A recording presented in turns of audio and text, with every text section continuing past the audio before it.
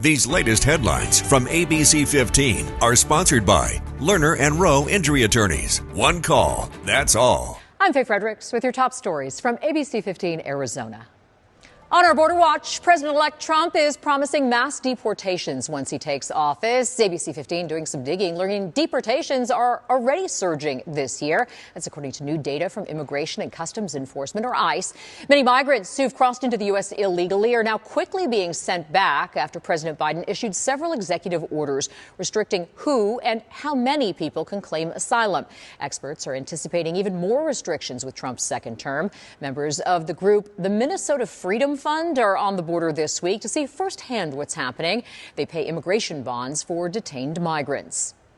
We think it's inherently unfair that people with money could be released from detention and people without money could stay in detention. Volunteers say they're committed to helping these migrants start a new life. Critics argue illegal border crossings were hitting record numbers in recent years under the Biden administration, and more reforms and resources are needed. New this week, the Operation Safe Roads team taking a closer look at a problem intersection in Peoria. It's an issue we learned about from our viewers. Late last month, a woman was badly hurt after being hit by a car at Lone Mountain Parkway in Vistancia.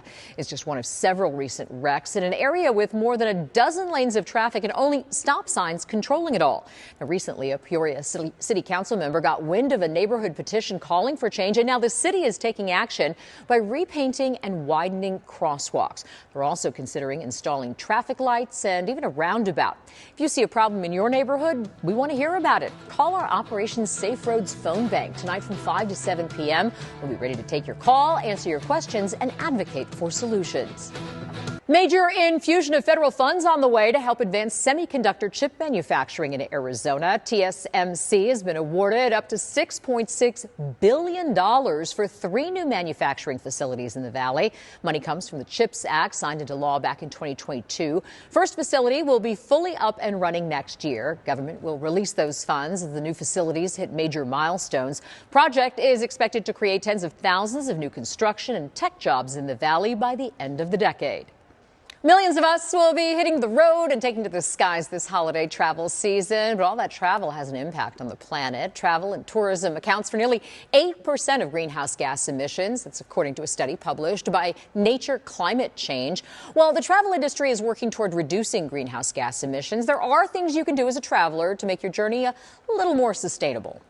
Consider alternatives to flying if you can. Lower impact transport options like intercity buses or trains have a much lower impact on the planet. But if you have to fly, choose a lower emitting flight. You can find options for the same route on the same date, but that save carbon. Another tip for sustainable flying: look for flights that run on sustainable aviation fuels and choose more direct flight paths. A highly anticipated 70s airplane-inspired cocktail bar in Phoenix officially cleared for takeoff. ABC 15's Things to Do team taking you inside the new 90-minute cocktail experience. It's meant to be more of a show. Just as a lot of cocktail bars are all about experiences, we are too.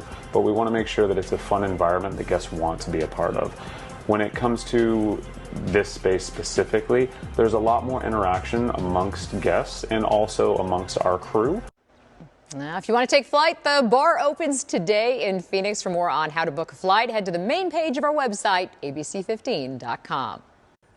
Tracking your forecast, I'm Chief Meteorologist Amber Sullins. Temperatures dropping this weekend, much cooler here in the valley. Lots of great events, and the forecast overall is looking really nice, but cool. 66 for our high on Saturday, 69 on Sunday. We also have a slight chance of a few isolated showers. Now, this is not event-canceling rain by any means, but just a slight chance that we might pick up an isolated shower or two as this storm system comes in. We're also expecting some snow up in the high country for areas above 5,000 feet, and continuing chances mainly across eastern and southeastern Arizona on Sunday before this storm system clears out of here. Another one quickly passing to our north early next week. Not much of an impact from that. And then high pressure builds in again and really warms things up toward the end of your 7-day forecast. So again, looking at the weekend, a slight chance of isolated showers here and there. Saturday and Sunday, it would be very light and very brief if we get it. 60s in the forecast through Monday. Then we warm to the 70s and maybe even hit 80 by the end of next week.